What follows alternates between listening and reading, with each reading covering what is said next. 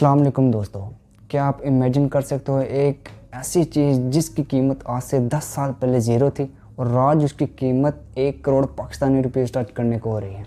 जी, मैं बात कर रहा हूँ बिटकॉइन की। मैं मोहम्मद किशान वेलकम करता हूँ आपको अपने इस यूट्यूब चैनल बिग थिंकर पर। तो आइए चलते हैं बकिया वीडियो की तरफ।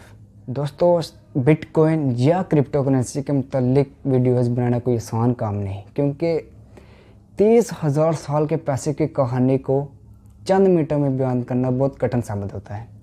अपनी बात ठीक से समझा ना पाए तो हराम और कुफ्र के फतवे लगेंगे, खामोश रहो तो मौलाना अब्दुल हक याद आते हैं, और अगर बयान करो तो बात इस डर के कहीं ये अक्ल और नफ्स जहन्नुम न धकेल दे। अल्लाह से दुआ है कि आपको मेरी बात समझ में आ जाए। दोस्तों, बिटकॉइन या क्रिप्टो करेंसी फाइनेंशियल निज़ाम के साथ वही करेगा जो मोबाइल फ़ोन ने लैंडलाइन फ़ोन के साथ और ईमेल ने डाक खाना के साथ किया है। बात सिर्फ 13 साल पहले की है। एक इंसान जिसका नाम है सतोशी नाकामोटो, इन्होंने इंटरनेट पर एक पेपर पब्लिश किया और ये पेपर तकरीबन 6 पेजेस पर मुश्तमिल था। अब ये सतोशी नाकामोटो कौन है, इस सवाल का जवाब अभी तक कोई नहीं जानता। सतोशी नाकामोटो फ़र्द है या ग्रोह, इदारा है या मुल्क, फ़र्द है या ग्रोह, मुज़क्कर है या मुअन्नस, कोई कुछ नहीं जानता। सतोशी नाकामोटो जो कोई भी हो, उसका छुपना बिल्कुल बुझा है, क्योंकि जब एक इंसान पूरी दुनिया के मरकज़ी बैंकों, इदारों, हुकूमतों से टकराएगा तो उसका छुपना ही उसकी ज़िंदगी की ज़मानत है।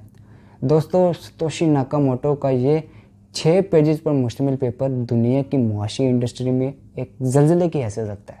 दोस्तों, अगर हम इस पूरे पेपर का खुलासा करें तो सतोशी नाकामोटो ये चाहते थे कि पूरी दुनिया में एक ऐसी करेंसी लाई जाए जिस पर किसी का कंट्रोल ना हो, जो डिसेंट्रलाइज्ड हो। दोस्तों, डिसेंट्रलाइज का मतलब कि किसी भी किस्म की थर्ड पार्टी इन्वॉल्व ना हो। मिसाल के तौर पर अगर एक शख्स अपने बैंक अकाउंट से 1 लाख रुपए किसी दूसरे शख्स के बैंक अकाउंट में ट्रांसफ़र करता है तो ये ट्रांजैक्शन बैंक के थ्रू होती है। अब बैंक इसमें थर्ड पार्टी है जो ट्रांजैक्शन का रिकॉर्ड अपने पास सेव रखता है और फीस काटता है। अगर हम दूसरी मिसाल है तो अगर हम एक इलेक्ट्रॉनिक शॉप पर जाएं और वहां से 1 लाख रुपए का सामान ख़रीदें तो उस सामान को ख़रीदने पर हम पर गवर्नमेंट की तरफ से कुछ टैक्स लागू होते हैं। अब यह गवर्नमेंट थर्ड पार्टी है। तो सतोशी नाकामोटो के इस पेपर का मकसद ये है कि हमें एक ऐसी करेंसी की ज़रूरत है जिसके लेन देन पर कोई फीस ना देनी पड़े और उसका रिकॉर्ड भी महफूज ना किया जा सकता हो, सेव ना किया जा सकता हो, और उस पर किसी भी किस्म की थर्ड पार्टी का किरदार ना हो। सतोशी नाकामोटो ने जिस करेंसी का कंसेप्ट दुनिया के सामने पेश किया उसका नाम है बिटकॉइन। आजकल के टेक्नोलॉजी के दौर में अगर हम देखें तो हमें वाकई एक ऐसी करेंसी की ज़रूरत है जिसके फ़ायदे बाकी करेंसी से ज़्यादा हों। बाकी करेंसीज़ के नुकसानात को समझने के लिए हमें पहले कुछ बेसिक चीज़ों को समझना पड़ेगा। दोस्तों, पहले के ज़माने में ना लोग बार्टर सिस्टम से लेन देन करते थे, मतलब कि चीज़ें देकर चीज़ें खरीदते थे। मिसाल के तौर पर किसी के पास लकड़ियाँ हैं और वो गंदम खरीदना चाहते हैं, मतलब कि वो लकड़ियाँ देकर गंदम खरीदना चाहता है, तो वो 10 किलो गंदम के लिए कितनी लकड़ियाँ देगा। और इसके साथ साथ अगर किसी के पास दूध है तो वो चप्पल खरीदना चाहता है, तो वो एक चप्पल के लिए कितना दूध देगा। उस वक्त ना चीज़ की वैल्यू की पैमाइश करना बहुत बड़ा मसला था, और उससे भी बड़ा मसला ये है कि जिसे आप चप्पल दे रहे हैं क्या उसको इसकी ज़रूरत भी है या नहीं। तो दोस्तों, बार्टर सिस्टम के इन नुकसानात के हल के लिए लोगों ने गोल्ड यानी सोने के ज़रिए लेन देन शुरू कर दिया। अब अगर किसी शख्स को किसी दूसरे शहर में कोई महंगी प्रॉपर्टी खरीदनी पड़ती तो उसे सोना एक शहर से दूसरे शहर में लेकर जाना पड़ता, जो कि बहुत मुश्किल काम था, क्योंकि इतने वज़नी सोने को एक जगह से दूसरी जगह लेकर जाना बहुत मुश्किल होता है। तो उस वक्त गवर्नमेंट ने हमें एक ऑप्शन दी कि आपको अपना भारी सोना कैरी करने की ज़रूरत नहीं, आप अपना सोना गवर्नमेंट के पास डिपॉजिट करा सकते हैं और उसके बदले में आपको उस कीमत की रिसीप्ट मिलेगी, जिस रिसीप्ट की बेसिस पर आप लेन देन कर सकते हैं, जिसे हम करेंसी और नोट कहते हैं। अब ये हमले हाजा को मुतालबा पर अदा करेगा, हुकूमत पाकिस्तान की ज़मानत से जारी हुआ। अब गवर्नमेंट ने हमसे ये वादा किया है कि अगर आप ये नोट कहीं भी लेकर चले जाएं तो आपको 500 रुपये की वैल्यू मिलेगी। तो अब यहाँ एक सवाल उठता है कि गवर्नमेंट बहुत ज़्यादा नोट छाप कर लोगों को क्यों नहीं दे देती, जिससे मुल्क में महंगाई कम हो। तो दोस्तों, अगर गवर्नमेंट बहुत ज़्यादा नोट छापेगी तो इससे महंगाई और ज़्यादा होगी। वो कैसे, चले आए समझते हैं मिसाल के साथ। मिसाल के तौर पर 1 किलो आम बचे हैं और उसको लेने वाले जितने भी हैं उन सब के पास 1-1 लाख रुपया है। तो ज़ाहिर सी बात है आम उसको ही मिलेंगे जो 1 लाख से ज़्यादा देगा, तो ऑटोमेटिकली आम की कीमत 1 लाख से ज़्यादा होगी।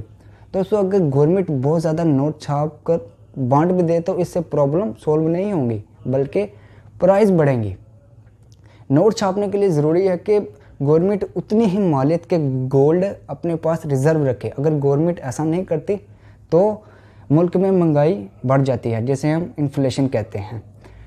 महंगाई की एक बड़ी वजह यह भी होती है कि गवर्नमेंट गोल्ड को रिज़र्व रखे बगैर बहुत सारे नोट छाप देती है, जिससे करेंसी डिवैल्यू हो जाती है, जो मुल्क में इन्फ्लेशन या महंगाई का बायस बनती है। दोस्तों, इन तमाम करेंसीज की मुश्किलात को सामने रख कर सतोशी नाकामोटो ने बिटकॉइन का सिस्टम पेश किया, हम जिसको एहतियार करके इन तमाम मुश्किलात से छुटकारा हासिल किया जा सकता है। उम्मीद है आपको बिटकॉइन की समझ आ चुकी है। अब मैं आपको बताता हूँ कि बिटकॉइन की कीमत कैसे मालूम करते हैं, मतलब कि आज बिटकॉइन की कीमत क्या है। तो आपने अपने मोबाइल फ़ोन या पीसी से क्रोम ओपन करना है और वहाँ पर सर्च करना है BTC टू PKR। ये है एक जो बिटकॉइन है ना, वो इतने पाकिस्तानी रुपीस के का मिल रहा है, मतलब कि 1,14,93,578 रुपीज़ शारिया 31 रुपीज़ का एक बिटकॉइन है, एक बिटकॉइन। इसके अलावा आपने एक और वेबसाइट सर्च करनी है CoinGecko,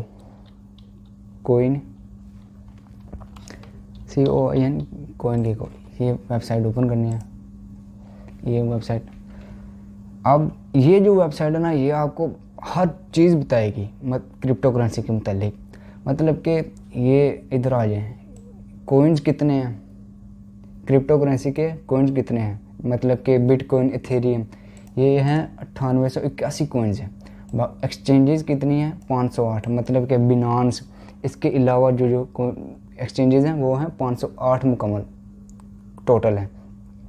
और ये मार्केट कैप है कि क्रिप्टो करेंसी पर जितना पैसा लगा हुआ है ना डॉलर में, वो है ये, मतलब 27 खरब डॉलर, 27 खरब डॉलर। आगे ये आप चलते जाएं जितना है आगे, ये 24 वॉल्यूम, यानी कि क्रिप्टो करेंसी की जो लेन देन हुई, किसी ने ख़रीदा है किसी ने बेचा है, वो इतने डॉलर का है। बाकी आगे जो ये है बिटकॉइन की 45.6%। इसका क्या मतलब है, ये जो क्रिप्टो करेंसी पे जितना पैसा लगा हुआ है ना, इसका 45.6% जो पैसा है ना वो सिर्फ बिटकॉइन पे लगा हुआ है। तो 17.5% इथेरियम पे लगा हुआ है। ये जो दो मेन कॉइन है, बिटकॉइन, इथेरियम, इन पर जो पैसा लगा हुआ है ये लिखा हुआ है। और अब आ जाए आप बिटकॉइन पर, मेन पे ही सबसे फर्स्ट में ही आपको बिटकॉइन मिलेगा। इसको ओपन कर लेना है, ये बता देगा आपको सब कुछ, ये कि बिटकॉइन डॉलर में कितने का है, 63,000 डॉलर, आगे शायद 260 डॉलर।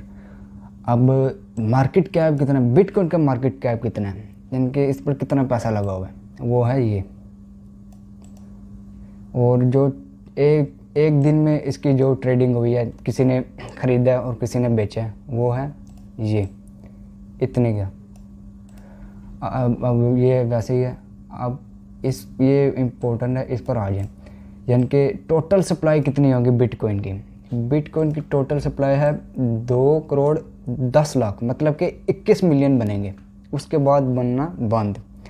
अब तक जो बने हैं वो कितने बने हैं, ये सर्कुलेटिंग सप्लाई 1,88,00,000, मतलब कि 19 मिलियन मुकम्मल होने वाले हैं। 2 मिलियन रह गए हैं। ये जो वेबसाइट है ना, ये आपको सब कुछ बता देगी। बाकी ये जो दूसरे फंक्शन है मैं आपको एक अलग वीडियो में समझाऊंगा कि सारा कुछ बताऊंगा कि ये है क्या चीज़। ये यहाँ पे भी आप देख सकते हैं। आपने सिर्फ ये दो सर्च करना है कि BTC पिकेगार और CoinGecko, ये आपको सब कुछ बता देगी। इससे आप बिटकॉइन की कीमत मालूम कर सकते हैं कि आज क्या कीमत है। इंशाल्लाह जल्दी नई वीडियो के साथ हाजिर होऊंगा। अपना बहुत सा ख्याल रखिएगा और अपने इस चैनल का भी। अल्लाह हाफिज़।